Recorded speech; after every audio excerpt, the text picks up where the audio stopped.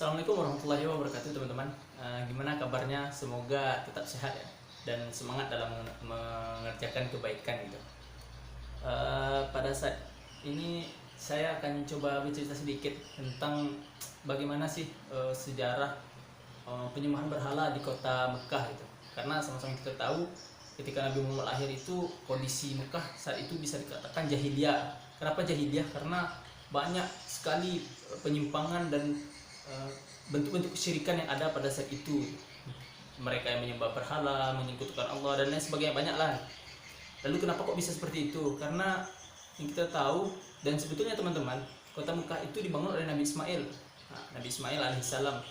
Karena namun kalau kita kaji lagi sebelum Nabi Ismail itu kota Mekah hanya sebuah padang pasir yang tandus itu. Tak ada orang yang tinggal di sana pun, tidak ada, hanya merupakan jalur lintas perdagangan dari Syam dan juga kembali ke Syam, hanya itu gitu.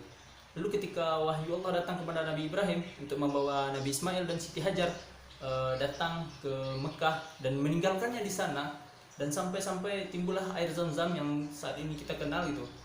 Itu tetap kota Mekah itu hanya sebuah dataran yang tandus, hingga akhirnya Nabi Ismail yang ditinggalkan di sana membangun masyarakat dan tentunya mengajarkan ajaran tauhid kepada mereka, mengajarkan keesaan kepada Allah, tidak menyekutukan Allah, yang tentunya sama dengan ajaran yang dibawakan Nabi Muhammad gitu.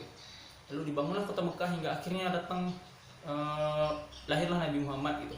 Namun kenapa ketika Nabi Muhammad lahir itu masyarakat menyembah berhala gitu? Kenapa masyarakat menyekutukan Allah gitu? Itu ternyata ada sejarahnya teman-teman.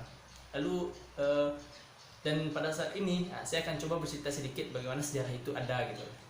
Nah, dan di sini saya mencoba menceritakan kembali dari apa yang saya baca gitu. Saya membaca sejarah ini dari buku karangan Syekh Syafiur Rahman Al-Mubarakfuri, buku Sirah Nabawiyah. Dan saya menyarankan dan sangat merekomendasikan buku ini kepada teman-teman untuk membacanya, menamatkannya tentunya gitu.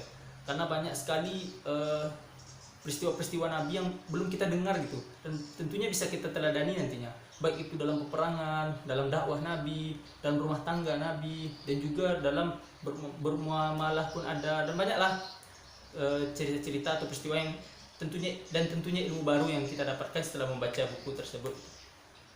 Lalu saya akan mencoba menceritakan kembali ya.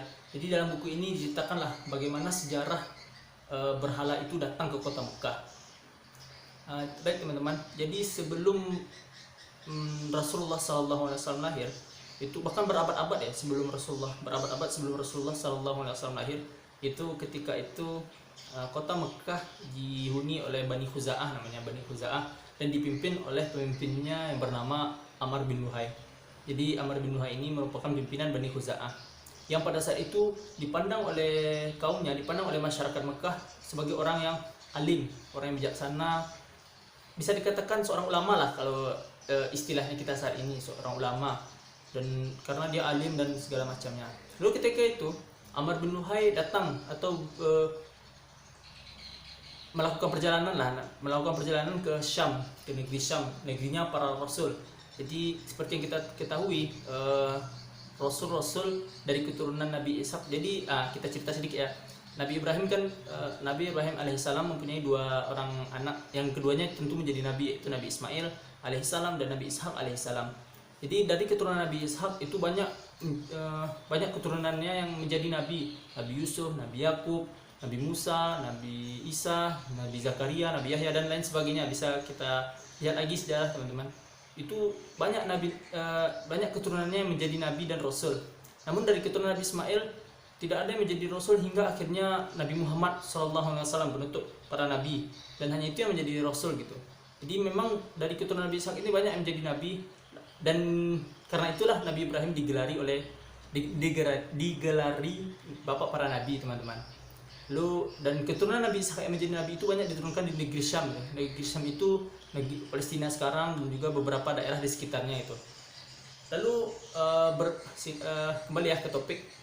Lalu ketika Amr bin Luhai datang atau berkunjung ke Syam itu, dia melihat bahwa penduduk di sana itu menyembah berhala gitu. Lalu dia menyembah patung dan berhala atau patung. Lalu dia berpikir logikanya begini, Di sini negeri para rasul gitu, dan di negeri para rasul aja orang menyembah berhala gitu. Dan tentunya ini ajaran yang benar, itu kata Amr bin Luhai gitu. Itu logika dia berpikir seperti itu gitu kan. Lalu dia berinisiatif lah untuk membawa satu berhala dari negeri Syam untuk dibawanya ke kota Mekah dan mengajak masyarakat kota Mekah untuk menyembah berhala tersebut seperti apa yang dilakukan oleh penduduk Syam pada saat itu gitu. Lalu dia membawa berhala, dan berhala itu namanya berhala Hubal. Dibawanya berhala Hubal menuju ke kota Mekah dengan niat untuk mengajak penduduk Mekah untuk menyembah berhala itu. Lalu ketika sampai di Mekah, lalu diceritakanlah perjalanan dia di Syam, dan intinya dia mengajak masyarakat Mekah saat itu untuk menyembah berhala yang dibawa gitu kan. Lalu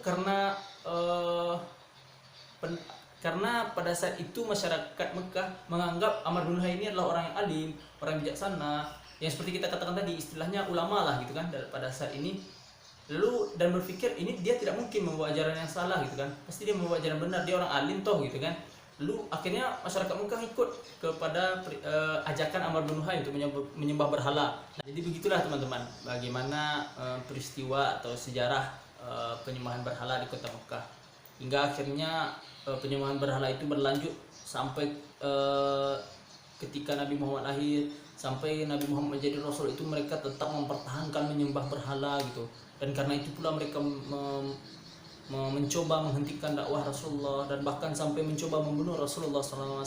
Bahkan Rasulullah diusir, dan sampai pada titik akhir itu ketika penaklukan kota Mekah tahun 8 Hijriah itu, Rasulullah dan para sahabat menghancurkan seluruh berhala yang ada di sekitar Ka'bah, yang jumlahnya saat itu 360 berhala. Saking banyaknya teman-teman. Jadi di setiap sisi kota Mekah, di setiap sisi Ka'bah itu ada berhala, di mana-mana kita lihat ada berhala.